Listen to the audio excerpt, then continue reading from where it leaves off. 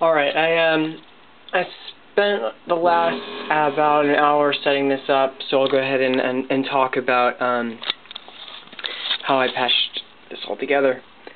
The audio oscillator that I'm using as the sound source for this patch is the audio frequency generator by a company called Livewire.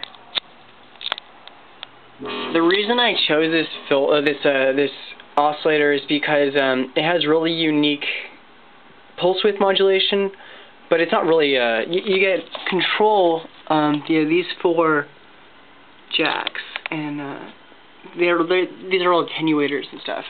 But what I'm using to control it is this over here. It's just a joystick, really. And I don't know if the mic on this is good enough to pick it up, but when I move this around, it changes the waveform pretty dramatically. So I've got that going. So that's kind of like the first step here. For actually changing the pitch of the wave that the AFG is putting out, I've got a couple things going on. Both of them, everything that's going into the 1 volt octave, inputs are attenuated with this Quasimodo attenuator. They're all turned counterclockwise right now because everything is just kind of like in its starting mode. So that's how I'm going to be controlling the pitch of the AFG. But before the main one hits it, I have it running into a quantizer.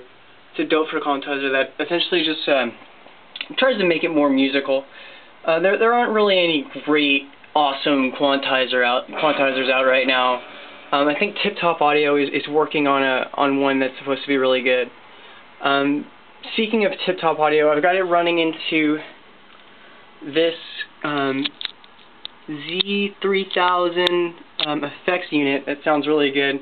It's running a delay, and I have modulating that another attenuated oscillator.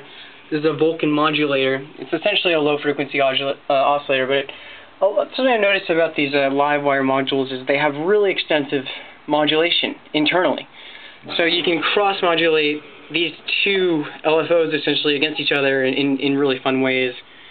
So I love that module. I use it pretty much all the time. I have 2 of them, and I'm using both of them.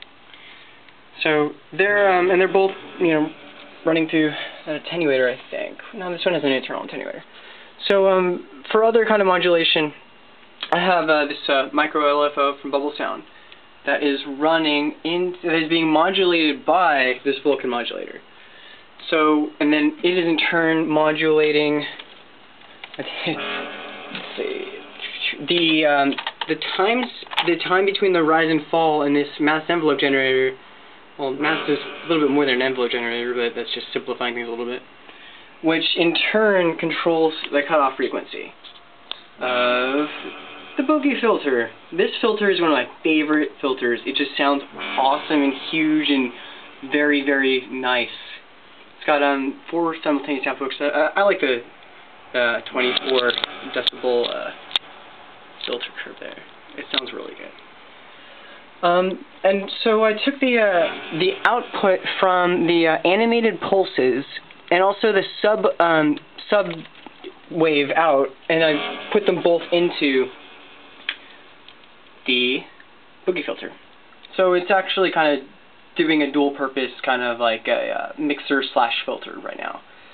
That in turn is running into this VCA just to give it a little more good control over the amplitude of this signal. That goes into the Z5000, which makes it, delayed. Let's see, what else do I have going on here? Oh, what's controlling this is this Zorlon cannon. The pseudo-random gates output. So essentially, if I start to turn this,